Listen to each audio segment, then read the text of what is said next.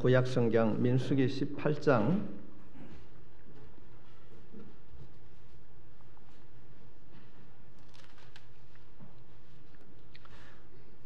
두 소절을 나누어서 보도록 하겠습니다. 8절부터 14절에 있는 말씀 먼저 함께 같이 읽도록 하겠습니다. 시작. 여호와께서 또 아론에게 이르시되 보라, 내가 내 거제물 곧 이스라엘 자손이 거룩하게 한 모든 헌물을 내가 주관하게 하고 내가 기름 부음을 받았으므로 말미암아 그것을 너와 내 아들들에게 영원 몫의 음식으로 주노라. 지성물 중에 물 사라지지 아니한 것은 내 것이라. 그들이 내게 드리는 모든 헌물에 모든 소제와 속죄제와 속건 제물은 다 지극히 거룩한즉 너와 내 아들들에게 돌리리니 지극히 거룩하게 여김으로 먹으라. 이는 내게 성물인즉 남자들이 다 먹을지니라. 내게 돌릴 것은 이것이니 곧 이스라엘 자손이 드리는 거제물과 모든 여제물이라. 내가 그것을 너와 내 자녀에게 영원 몫의 음식으로 주었은즉 내 집에 정결한 자마다 먹을 것이니라. 그들이 여호와께 드리는 첫 소산 곧 제일 좋은 기름과 제일 좋은 포도주와 곡식을 내게 주었은즉 그들이 여호와께 드리는 그 땅에 처음 익은 모든 열매는 내 것이니 내 집에서 정결한 자마다 먹을 것이라. 이스라엘 중에서 특별히 드린 모든 것은 내 것이 되리라. 아멘. 두 번째로는 19절부터 20절에 있는 말씀 같이 읽겠습니다. 시작. 이스라엘 자손이 여호와께 거제로 드리는 모든 성물은 내가 영원 몫의 음식으로 너와 내 자녀에게 주노니 이는 여호와 앞에 너와 내 후손에게 영원한 소금 언약이니라. 여호와께서 또 아론에게 이르시되 너는 이스라엘 자손의 땅에 기업도 없겠고 그들 중에 아무 분깃도 없을 것이나 내가 이스라엘 자손 중에 내 분깃이요 내 기업이라. 아멘.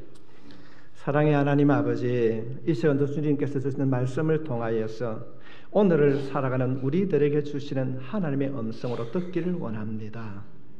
우리의 마음과 우리의 길을 열어주셔서 우리의 마음에 말씀을 담을 수 있도록 성령님 친히 말씀해 주시옵소서. 고쳐 주시옵소서. 한 주간도 이 말씀 붙잡고 살아갈 수 있도록 우리의 심령의 말씀으로 주님 다듬어 주시옵소서. 예수님의 이름으로 기도하옵나이다. 아멘. 오늘 말씀은 지난 시간에 연이어서 우리가 살펴보는 말씀입니다. 조금은 딱딱하게 교리적인 부분일 수도 있지만은 오늘 이 말씀은 분명 우리가 꼭 알아야 될 내용인 줄 믿습니다. 오늘 말씀 가운데 보면은 본문에 등장하는 제사장과 아론에 대한 말씀을 우리가 보게 됩니다. 여러분, 제사장과 아론에게 주는 이 말씀은 누구에게 해당되는 말씀일까요? 우리는 성경을 대할 때에 이 구약에 등장하는 인물들을 대할 때는 매우 신중하게 우리가 생각해야 됩니다.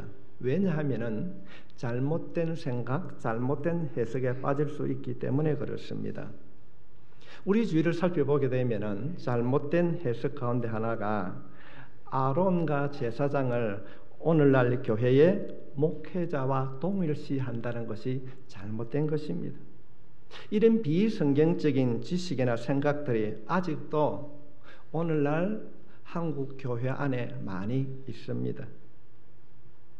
여러분 자신의 마음을 한번 보십시오. 어떤 교회에서는 목회자를 구약의 제사장이라고 말하는 교회도 있습니다. 여러분, 구약에서 말하는 제사장이 오늘날 교회의 목회자일까요? 그래서 서울의 어떤 교회는 구약에는 제사장이 11조 예물을 다 가지고 마음대로 썼기 때문에 교회들은 헌금을 다 그분이 가지고 갔다. 그런 신문 보도도 한번 봤습니다. 때로는 나도 한번 그렇게 해볼까. 우리가 구약 성경을 읽을 때에 우리의 마음에 반드시 우리가 생각하고 염두에 두어야 하는 것은 하나님께서 우리들에게 그 말씀을 통하여서 진리를 계시할 때에 점진적으로 계시해 주셨다는 것입니다. 이것이 우리가 신학적인 용어로는 점진적 계시가 바로 하나님의 말씀인 것입니다. 그럼 우리는 오늘 살아가는 우리들은 완성된 계시 안에 살고 있기 때문에 주님의 보혈이 우리의 생명이 되어진 줄로 믿습니다. 주님의 보혈이 우리의 모든 허물을 씻어주신 줄도 믿습니다. 이것이 얼마나 중요한 은혜인지 우리가 알아야 됩니다. 그런데 하나님께서는 이 중요한 진리를 가르치실 때에 단번에 한꺼번에 가르치는 것이 아니라 우리가 성경을 살펴보게 되면 점진적으로 점차 가르쳐 준 것을 보게 됩니다. 한 예를 들면 하나님께서는 구약에서 제사 제도를 만들었었습니다. 그때 당시 구약의 백성들은 자신의 죄를 제물을 통하여서 용서함을 받았습니다. 그리고 주님께서 이 땅에 오실 때에 사도 요한은 이렇게 우리들이 보여주고 있습니다. 보라, 세상 죄를 지고 가는 하나님의 어린 양이로다. 주님이 이 땅에 오심으로 우리가 이루어진 모든 구원을 다 이루어 주신 줄 믿습니다. 구약의 모든 제사 제도의 실체는 십자가에 흘리신 주님의 보혈입니다. 이스라엘 백성들을 구원한 어린 양의 피는 주님이 흘리신 보혈의 그림자였습니다. 이 그림자 하면은 오늘날 우리 한국 교회에 문제가 되고 있는 하나님의 교회라든지 신천지에서 많이 사용하는 용어인데도 오늘 이 말씀을 통하여서 확실하고 분명하게 깨달을 수 있기를 바랍니다. 우리가 살고 있는 이 시대는 완성된 시대에 살고 있습니다. 그래서 우리들은 구약을 읽을 때에 완성된 계시에 비추어서 부활하신 예수 그리스도를 중심으로 우리가 구약 말씀을 살펴봐야 됩니다. 예수님께서 구원에 대하여서 모든 것을 이루어 주셨다고 하는 이 완성된 계시 안에서 구약을 살펴보고 신앙생활을 하는 자가 되어야 될 줄 믿습니다. 완성된 계시 안에 살아감에도 불구하고 교회 안에는 희미하게 불분명하게 확신을 가지지 못한 부분들이 많이 있음을 보게 됩니다. 이로 인하여서 어린 신앙인들이나 많은 사람들이 오해를 하기도 합니다. 예를 들면은 여러분 성전이 어디 있습니까? 사람들이 예배당을 성전이라고 말을 합니다. 구약에 보면은 성전에는 제사장들만이 드나들었습니다. 그래서 오늘날 우리가 교례적으로 살펴보기 전에 강단에 오를 때는 신발을 벗어야 되고 목회자만 올라가고 제사장만 올라가야 된다. 요즘은 그렇지 않습니다. 여러분 예배당이 성전일까요? 이건 스스로 한번 질문해 보십시오. 우리가 예배당이라고 하는 이 아름다운 말을 잃어버렸어요. 구약의 성전은 하나님이 거하는 장소였습니다. 그렇다고 한다면 오늘날 하나님이 거하는 장소는 어디입니까? 성전에 거합니다. 교회 안에 있습니다. 우리가 지난 시간에 늘 살펴봤지만 교회는 건물이 아니고 믿는 무리, 우리를 말하고 있습니다.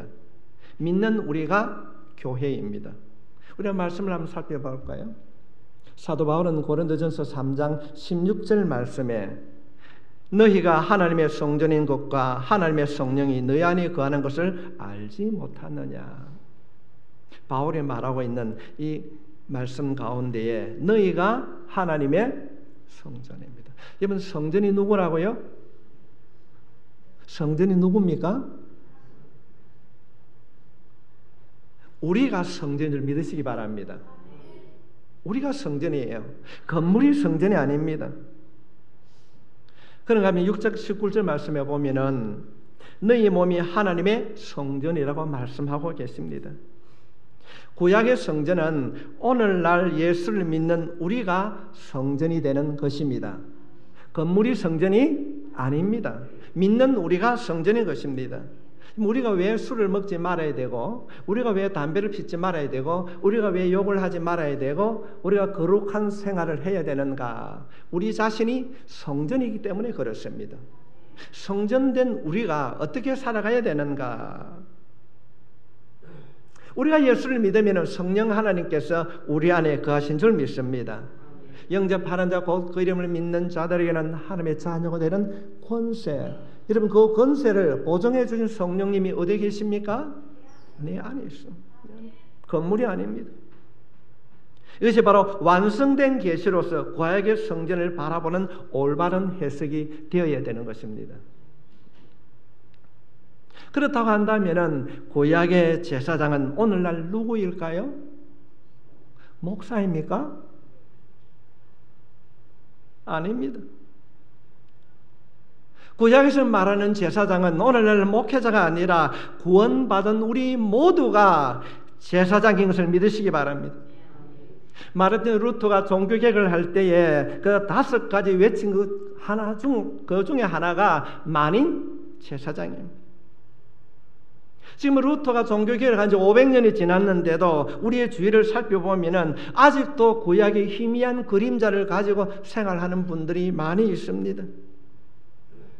그래서 베드로 사도는 베드로전서 2장 9절 말씀에 그러나 너희는 택하신 족속이요 뭐 같은 제사장이요? 왕 같은 제사장. 누가 제사장이라고요? 우리 모두가 제사장입니다. 이것이 신약을 통하여서 예수님께서 우리가 주시는 완성된 계시인 것입니다. 그래서 오늘 본문은 이 관점에서 살펴보아야 합니다. 본문에서 말하는 제사장의 이야기는 누구를 위한 이야기인가? 목회자를 위한 이야기가 아니라 바로 예수를 믿는 우리들에게 주시는 하나님의 말씀인 것을 믿으시기 바랍니다. 그렇다고 한다면 오늘 본문이 우리에게 주신다고 한다면 이 본문에서 주는 내용이 무엇일까? 전체적으로 살펴보면 조금 어려워 보이지만은 한 단어로 요약하면은 소금 언약입니다. 소금 언약. 19절부터 20절에 있는 말씀을 다시 살펴보게 되면은 이스라엘 자손이 여호와께 거저로 드리는 모든 성물은 내가 영관 몫의 음식으로 너와 내 자녀에게 주노니 이는 여호와 앞에 너와 내 후손에게 영원한 소금 언약이니라. 소금 언약이라. 이 본문의 내용은 간단합니다. 원래 제물은 하나님께 드리는 것인데 하나님은 이 제물의 일부를 제사장들에게 주셨습니다. 그러면서 제사장들은 이 땅을 살아가면서 기업이나 어떤 분깃을 가질 수가 없습니다. 이유는 무엇인가? 오늘 말씀해 보면은 내가 이스라엘 자손 중에 내 분깃이요 내 기업이니라. 하나님께서 기업이 되어주시고 하나님께서 분깃이 되어줬다는 내용입니다. 우리가 성경을 살펴보면 아론과 그의 후손 제사장들은 기업과 분깃을 가지지 못하였습니다. 제사장들은 하나님이 주신 것을 먹고 하나님을 기업으로 삼고 살아야 한다는 것입니다. 이 세상의 기업을 가져서는 안 되는 것입니다. 다시 말씀을 드리면 믿는 우리들은 철저하게 하나님만을 의지하며 하나님의 말씀을 따라 살아야 한다는 것입니다. 이것이 바로 성경이 말하는 소금 언약입니다. 이 소금 언약에는 문화적인 해석이 좀 필요합니다. 말씀이 기록될 고대 근동 지방에서는 소금이 매우 귀하였습니다. 그래서 그때 당시는 소금이 오늘날 화폐와 같은 역할을 했습니다. 그러면 어떤 언약을 할 때는 우리가 지난 시간에 살펴봤듯이 소금을 나누어 또는 먹기도 했습니다. 당시 사람들은 소금 언약하면 누구나가 다 알고 있었습니다. 이 말씀은 제사장만을 향한 말씀이 아니라 완성된 구원의 계시를 따라 오늘 예수를 믿는 우리들에게 주시는 말씀입니다. 그렇다고 한다면 이 말씀의 바른 뜻은 무엇인가? 기업과 분깃을 가지지 말라고 했는데 그럼 믿는 우리들은 무엇을 해야 되는가? 믿는 사람들이 오늘 말씀을 따라 문자적으로 해석을 하게 되면은 분깃을 가지지 말아야 된다. 기업을 가지지 말아야 된다. 그러면 사유재산을 가지지 말아야 될까요? 그렇지 않습니다. 성경은 소유를 부인하지 않습니다. 주님은 우리를 청지기로 삼으셨고 그 의미는 우리들이 이 땅을 살아가는 날 동안에 청지기로서 재산을 소유할 수 있습니다. 여기에 우리들이 매우 조심해야 됩니다. 이 재산에 대하여 우리는 어떤 태도를 가져야 하는가? 우리의 태도가 소금 언약의 태도인 것입니다. 소금 언약은 하나님만을 의지하고 하나님만을 바라보고 하나님만을 추구하는 삶입니다. 이것이 우리가 주님 앞에 고백하는 하나님의 기업이 되는 것입니다. 우리의 분깃이 되는 것입니다. 하나님이 나의 생명이요 하나님이 나의 재물인 것입니다. 우리의 삶 자체가 하나님이시라는 것입니다. 그래서 구원받은 우리들은 누구만을 바라보고 살아야 되는가? 하나님만을 바라보고 살아야 된다는 것입니다. 이것이 소금 언약을 생활 속에 실천하는 삶인 것입니다. 여러분 옆에 있는 성도들에게 이렇게 한번 인사합시다. 하나님만을 바라보고 살아갑시다. 아멘. 이것이 우리의 삶의 최우선 순위가 되어야 됩니다. 정말로 하나님의 은혜를 받고 은혜를 아는 자의 삶의 초점이 어디에 있어야 되는가? 건강이요? 물질이 있지 않습니다. 하나님인 것입니다. 그렇다고 한다면 우리는 이 땅을 살아가면서 어떻게 살아가는 것이 이 소금 언약을 생활 속에 실천하는 삶인가? 우리는 지난 시간에 무조건적인 은혜를 살펴보았습니다. 우리들에게 복 주시는 원하시는 하나님께서는 하나님의 목숨을 걸었어요. 우리들에게 복을 주시려고. 아브라함을 잠들게 하시고 하나님은 홀로 횃불 같은 모양으로 지나가셨습니다. 그런가 하면 성자 하나님은 십자가에서 우리를 위하여 죽으셨습니다. 우리의 구원을 보증해 주시기 위하여서 성령 하나님은 우리 가운데 임하여 있는 줄 믿습니다. 우리의 행위와 관계없이 우리가 구원을 받았습니다. 정말로 우리가 우리 행위가 관계없이 구원을 얻었다고 한다면 우리 마음대로 살아야 됩니까? 1시간 예배를 드리고 그 나머지 시간은 내가 주인이 되어서 내 마음대로 살아가야 될까요? 하나님께서 무조건적으로 우리에게 은혜를 주셨으니 이제는 내 마음대로 살아도 된다. 아닙니다.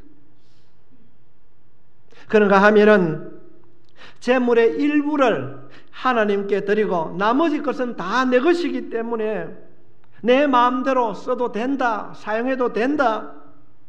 여러분, 이것은 하나님의 은혜를 잘 모르는 사람인 것입니다. 교회 안에 이렇게 살아가는 사람이 너무 많이 있어요. 그래서 일부의 사람들은 무조건적인 은혜를 반대하기도 합니다. 은혜를 강조하다 보니까 사람들이 방종하게 되었다는 것입니다. 목사님, 은혜도 중요하지만은 율법도 가르쳐야 됩니다. 왜 이런 비성경적인 주장을 오늘날 교회 안에서 듣게 되고 해야 되는가? 하나님의 은혜가 문제가 있을까요? 하나님의 은혜를 잘못 알고 이해하는 우리의 잘못된 태도에 있기 때문에 그렇습니다. 교회를 다니면서 세상 사람들에게 왜 욕을 먹습니까? 왜 교회를 다니면서 세상의 사람들이, 교회 다니는 사람들은 너무 이기적이라 왜 그런 말을 듣습니까?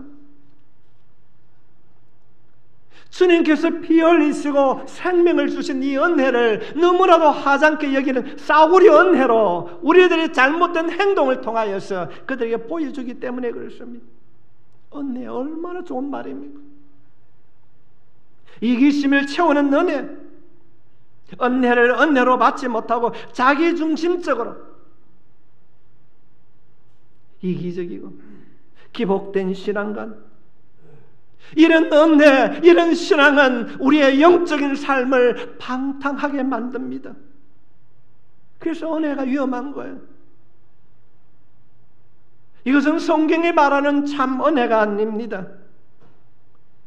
말은 은혜 받았다고 얼마나 많이 하는지 모릅니다. 목사님 은혜 받았습니다. 이 버름처럼 교회가 숙달되고 나면은, 교회 용어가 내 생활 속에 숙달이 되고 나면은 그저 하는 말이 하나님, 목사님 은혜 받았습니다고 말은 하면서도 받은 그 은혜를 흘려보내지 못하는, 받기만 하는 그런 은혜는 싸구려 은혜입니다. 가짜 은혜입니다. 성자 하나님께서 십자가에 못 박혀 자신의 목숨을 우리를 위하여 내주셨습니다.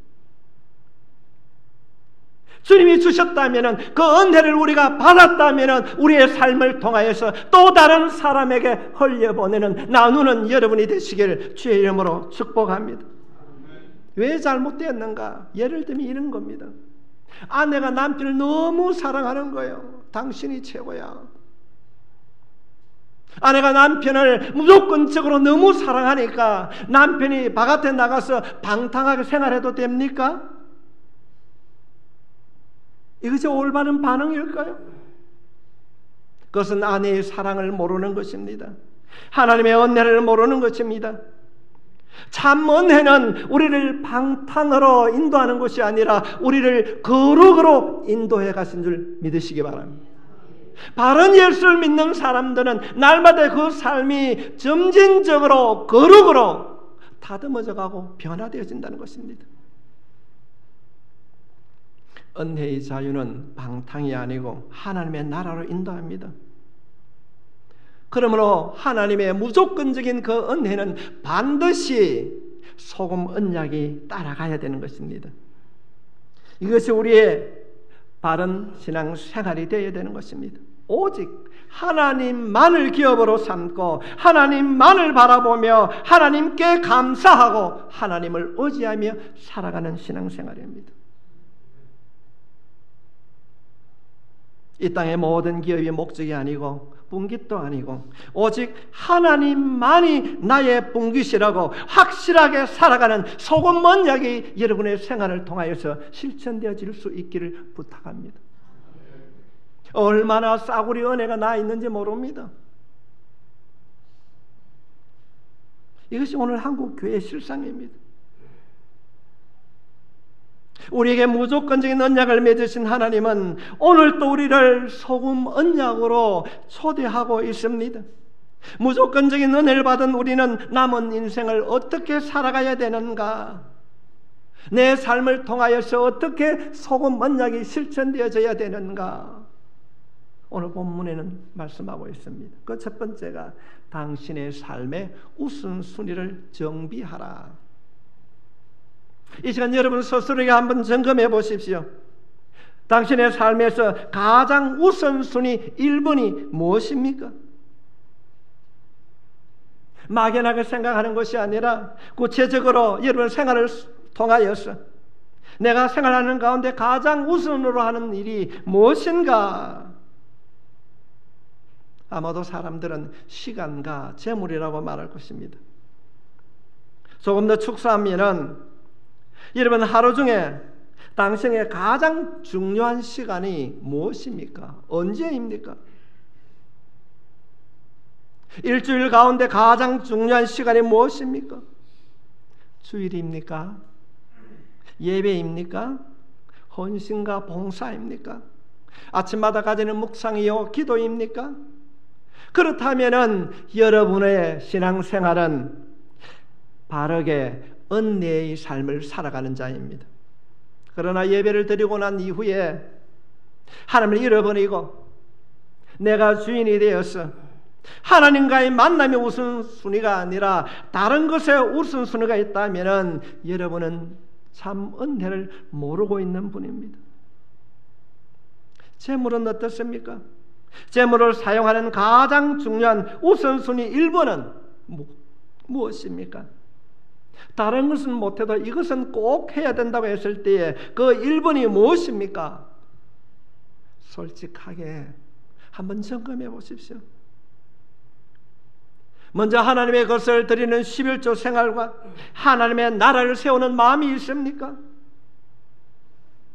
우리는 세상을 살아갈 때 이 땅에 하나님의 나라를 세우는 청지기로서 그곳에 머물고 있습니까?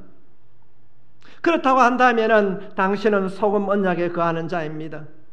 그러나 억지로 겨우 정확하지 않는 형식적인 11조를 드리고 돈은 자신의 마음대로 사용해 간다면, 돈의 사용함에 있어서 우선순위가 하나님이 아니라면 잘못된 은혜를 누리고 있는 자인 것입니다. 그러므로 오늘 이 말씀을 통하여서 여러분의 삶의 우선순위를 정비하게 되기를 주님의 이름으로 부탁합니다. 두 번째로, 당신의 삶을 거룩하게 만들어 가십시오. 거룩하게. 이것은 은혜 받은 자의 마땅한 삶입니다. 무조건적인 은혜를 받은 우리는 어떻게 살아야 되는가? 우리 자신을 한번 돌아보십시오. 우리 교회는 철저하게 어쩌면 말씀과 기도 중심의 교회입니다. 사람들의 어떤 간증이나 행사를 중요하지 않습니다. 여러분의 신앙생활을 한번 점검해 보십시오. 과거에 어려울 때가 있었을 것입니다. 어려운 시간을 지나고 지금 현재 과거와 비교해 보았을 때에 여러분은 얼마나 하나님께서 여러분에게 복을 주셨는지 생각할 수 있습니까? 주님을 만났습니까? 그러면 다 목사님 만났습니다. 인격적인 주님을 만났다고 다 얘기합니다. 그렇다고 한다면 당신은 인격적으로 하나님을 만나고 난 이후에 어느 쪽으로 여러분의 삶이 가고 있습니까? 그 삶에는 거룩이라고 하는 이 하기오스라는 이 단어인데, 여러분 그곳으로 여러분 가고 있습니까? 아니면은 말을 할 때는 내가 은혜를 받았다고 하면서도 슬그머니 그것을 놓아버리고 세상을 따라가고 있지는 않습니까? 우리 오늘 이 본문에 있는 말씀을 통하여서 나는 어디를 가고 있는가? 내가 정말로 은혜를 받고 은혜로운 삶을 살고 있는가? 점검해 보아야 됩니다. 소금 언약, 은혜, 복잡한 신학이 아닙니다. 정말로 우리가 하나님의 은혜를 받고 그 은혜대로 살아간다면 날마다 점진적으로 하나님을 닮아가야 되는 것입니다. 거룩해져야 되는 것입니다. 세상을 향하여 가는 자가 아니라 하나님을 향하여 나아가는 것입니다. 내 자신의 삶을 더 거룩한 곳에 투자하는 것입니다. 다시 한번 내가 가진 물질을 점검하고 하나님과 이웃을 위하여 내가 한번 사용하겠다. 나는 이런 삶을, 하나님이 기뻐하시는 삶을 내가 살아가겠다고 하는 이런 다짐을 다시 한번 점검하고 그 길을 걸어갈 수 있기를 바랍니다. 세 번째로 소금 언약을 실천하는 삶이 무엇인가? 당신의 삶의 열매를 확인하라. 여러분의 지나온 삶에 무엇이 남아 있습니까? 우리가 적은 무리지만은 참 소년부터 노년에 이르기까지 우리 함께 예배를 드립니다. 지난 삶을 여러분 한번 돌아보십시오. 여러분의 그 삶에 어떤 흔적이 남아 있습니까? 영혼 구원과 하나님의 나라를 세우는, 상대방을 용서해주는 그 간용, 사랑과 감사가 남아 있습니까? 아니면 해결하지 못한 그 문제로 두려워하거나 미워하는 마음이 있습니까? 여러분의 마음을 한번 들여다보십시오. 만약에 오늘 주님께서 이곳에 오셔서 얘야 내 마음을 한번 보겠다, 내 마음 안에 있는 것을 여러분 체크를 한다면 무엇이 남아 있을까요?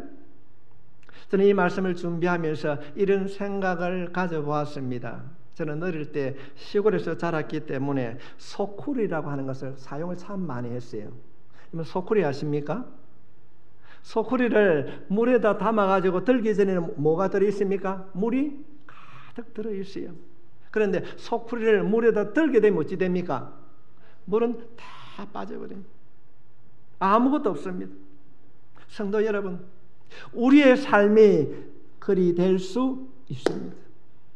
주님 앞에 섰을 때 우리가 심판대라고 하는 이 베마토스라는 그 단어를 살펴보게 되면은 주님 앞에 섰을 때에 반드시 우리들도 이 소쿠리를 드는 것처럼 우리의 삶이 드러나게 된다는 것입니다. 우리는 기억해야 됩니다.